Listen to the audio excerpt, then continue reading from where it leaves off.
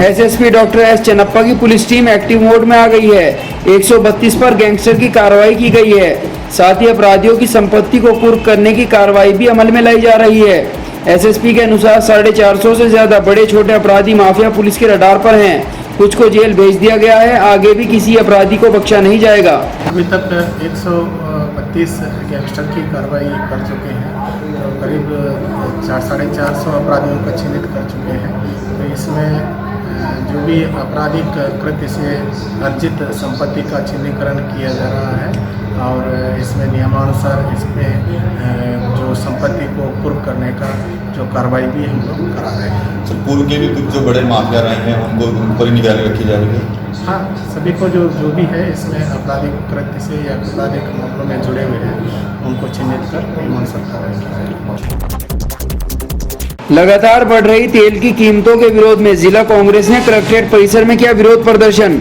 जिला अधिकारी अखिलेश सिंह को महामहिम राष्ट्रपति के नाम सौंपे गए ज्ञापन में तेल की कीमतें घटाने की मांग करते हुए सरकार को किसान और मजदूर विरोधी बताया। जिला अध्यक्ष मुजफ्फर अली, इंजीनियर सत्य संयम भूयान, वरुण शर्मा, शशि वालिया, प्रीतम सिंह, अक्षय चौधरी, गुलफाम मलिक रहे मौजूद। आज हमारा यूथ कांग्रेस की तरफ से डीजल और पेट्रोल की बढ़ती हुई दाम जो लगातार 1 महीने से बढ़ रहे हैं उसको लेकर प्रदर्शन है। योगी मोदी सरकार को आंख मूंदे बैठी हुई है, उन्हें शर्म नहीं आ रही है। किसान परेशान है, आज फसल उसकी लगाने का वक्त है और डीजल की दाम लगातार बढ़ रहे हैं। ये सरकारें आम आदमी को इस कोविड की मारामारी में भी राहत देने का काम नहीं कर रही हैं, केवल और केवल लूट मचारी का काम करने का काम कर रही हैं। आयुष मंत्री डॉक्टर धर्म सिंह सैनी और उनके पौत्र अर्णव ने जीती कोरोना की जंग। हॉस्पिटल स्टाफ ने फूलों का गुलदस्ता देकर घर के लिए किया विदा। कोरोना के लक्षण मिलने के बाद मंत्री डॉक्टर धर्म सिंह सैनी को मौलाना शेखुल हिंद मेडिकल कॉलेज में कराया गया था भर्ती।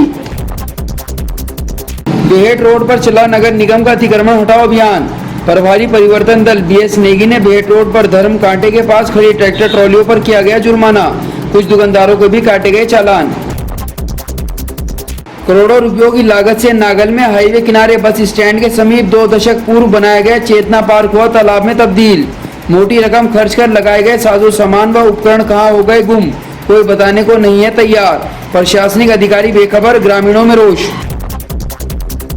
बलियाखेड़ी ब्लॉक में सरकार की प्राथमिकता के आधार पर पीडब्ल्यूडी की ओर से मनरेगा रोजगार के अंतर्गत सड़कों के किनारे खड़े घास को साफ कराया जा रहा है। सड़क किनारे बने खड्डों को भी भरा जा रहा है। रोजगार सेवक संदीप सैनी ने बताया कि कार्य योजना के अंतर्गत 60 लोगों को काम दिया गया है।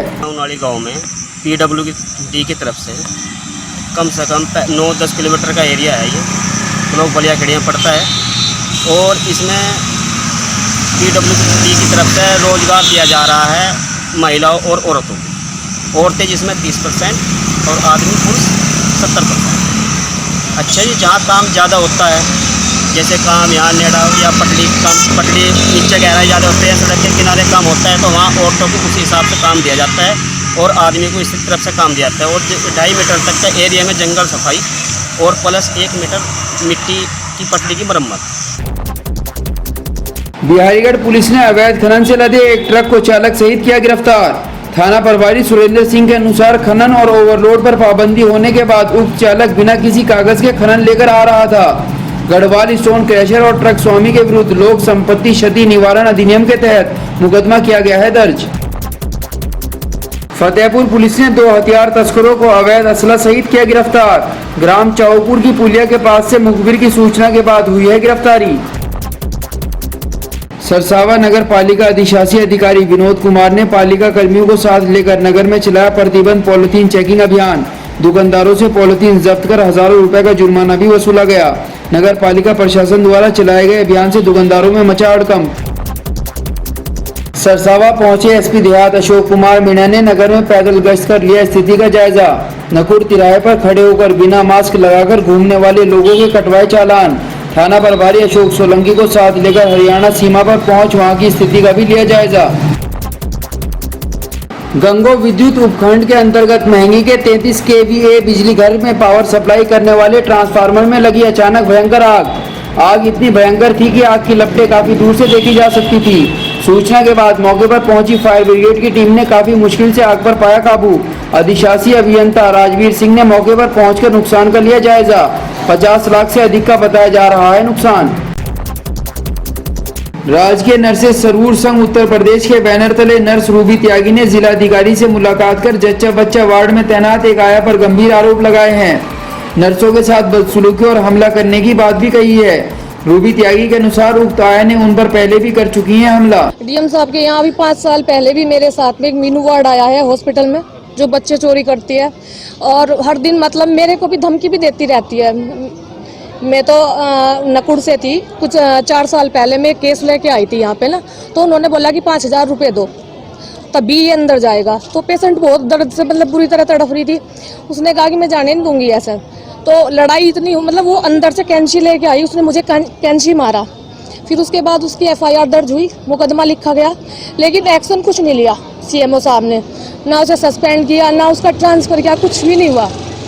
फिर उसके बाद वो कुछ दिन के लिए उसका ट्रांसफ़र TV वार्ड में कर दिया। फिर वो वापस आ गई, उसने फिर से यही काम शुरू कर दिया यहाँ पे। मतलब वही बच्चा चोरी, बदतमीजी, सबसे पैसे लेने, लूट खसोट, यही चलता है।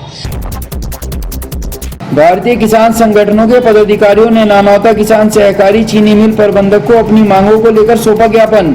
गन्ना भुगतान के साथ ही किसानों से अनावश्यक रूप से जमीनों के कागजों की मांग को अनुचित ठहराया है।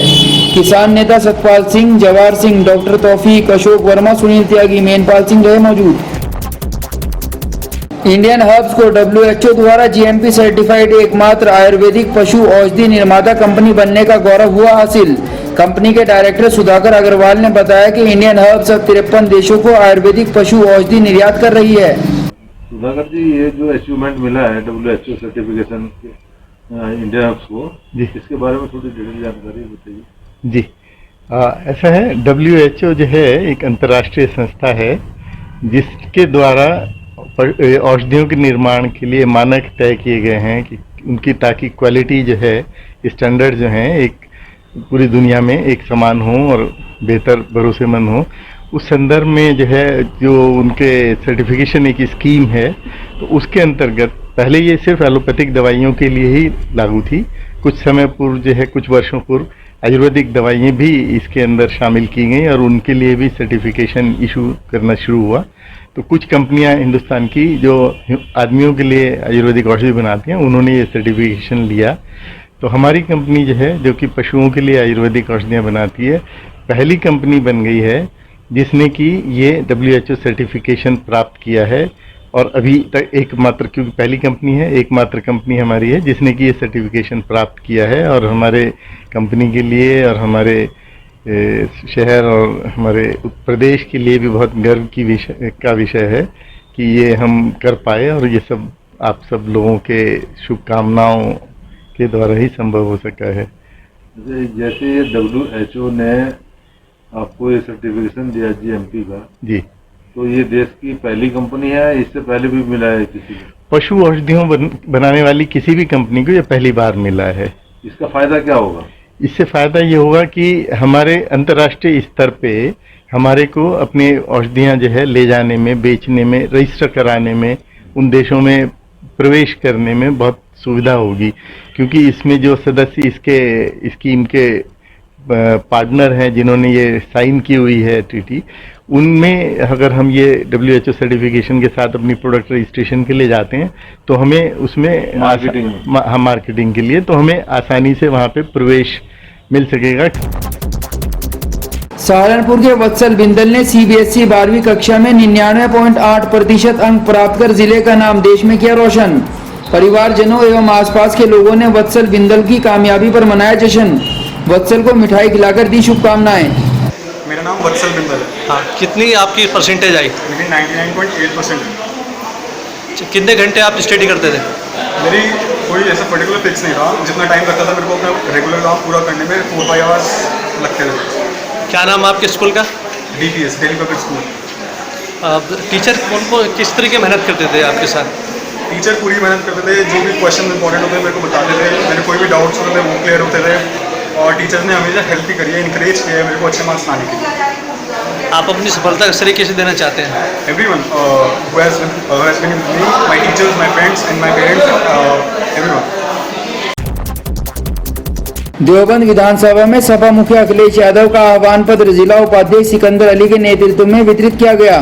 फरमान प्रधान शाहबाज अंसारी, कलीम अहमद, बबलू कलाल सहित सपा कार्यकर्ता रहे मौजूद।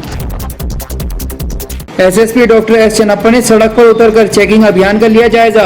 संबंधित अधिकारियों को बिना मास्क के सड़कों पर घूम रहे लोगों के चालान काटने के दिए निर्देश। घंटाघर चौक पहुंचकर एसएसपी ने स्वयं अपनी निगरानी में चलवाया चेकिंग अभियान। थाना नकुड़ पुलिस ने गैंगस्टर में फरार चल रहे आरोपी को गिरफ्तार कर भेजा जेल। थाना नकुड़ प्रभारी सुशील कुमार सैनी के अनुसार रनियाला निवासी असलम को चेकिंग के दौरान किया गया है गिरफ्तार। नानौदा के सील क्षेत्र को सैनिटाइज कराने के बाद अधिशासी अधिकारी विजेंद्र चौधरी के नेतृत्व में खोलने की प्रक्रिया शुरू।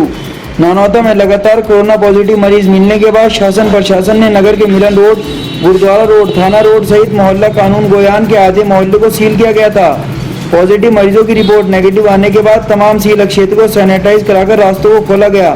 रास्ते खुलने के बाद सील क्षेत्र की जनता ने चैन की सांस ली।